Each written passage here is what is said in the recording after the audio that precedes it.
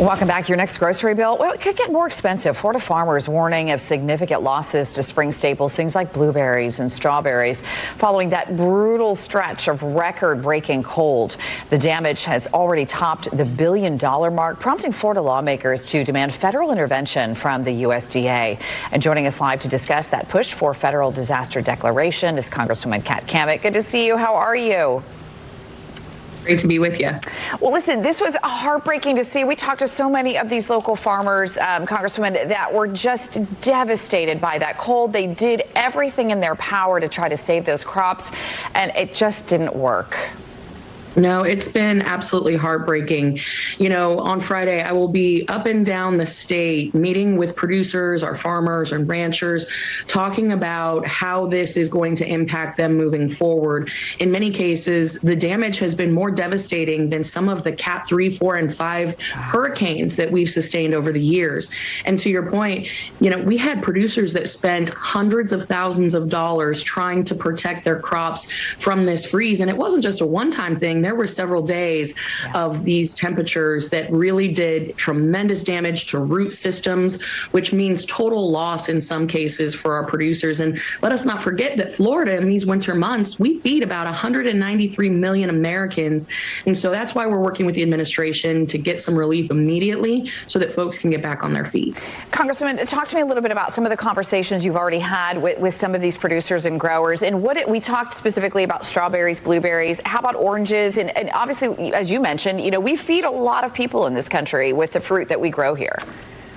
Yeah, you know, citrus in Florida has kind of been on life support, for lack of a better term. If you look at 2021, you know, we were on this really strong downward slide. But go back to 2000, 2001, we were producing about 250 million boxes a year of citrus. Today, this year, we're expecting 12 million. That's just simply not sustainable. So then to take this massive freeze, that is really, really damaging. You mentioned blueberries. Massive freeze there, huge loss, almost 100% loss. And when we talk about the damage to the root system, that means you have to replace the entire bush itself. So that means you're looking at a 3 to 5 year until that plant is productive. And so that is a huge process to replace not just the plant itself, but the irrigation systems that were damaged. We're currently in a drought in Florida. Not a lot of folks know that.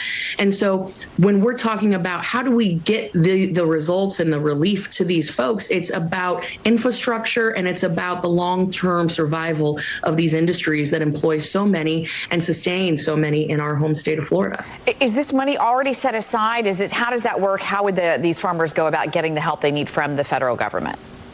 So there's already been money set aside for hurricane relief that we block granted to the state. I've been working with our Commissioner of Agriculture, Wilton Simpson, to deliver that relief, which those checks from those hurricane storms will start hitting in about March. But Congress would have to appropriate additional funds.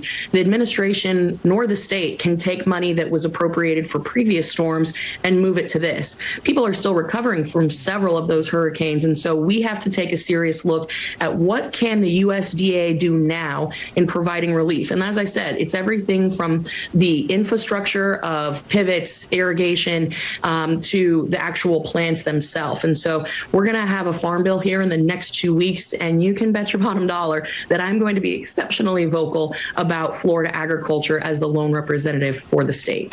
Just before we let you go, Congresswoman, we want to touch on this new policy that is for Florida, from the Florida legislature, regarding English-only driving tests.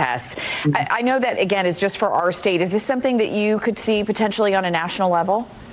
Absolutely. If you just look nationally, last year, 17 fatalities occurred as a result of a driver not understanding the road signs, not having any proficiency in English. And those are 17 families that lost people that never should have been the case.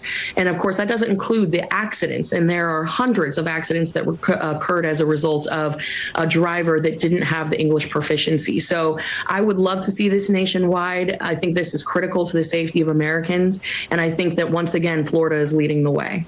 Well, Congresswoman Cammack, we so appreciate your time on this Thursday morning. Thank you so much. Great to see you. Great to see you. Have a good one. You too. Take care.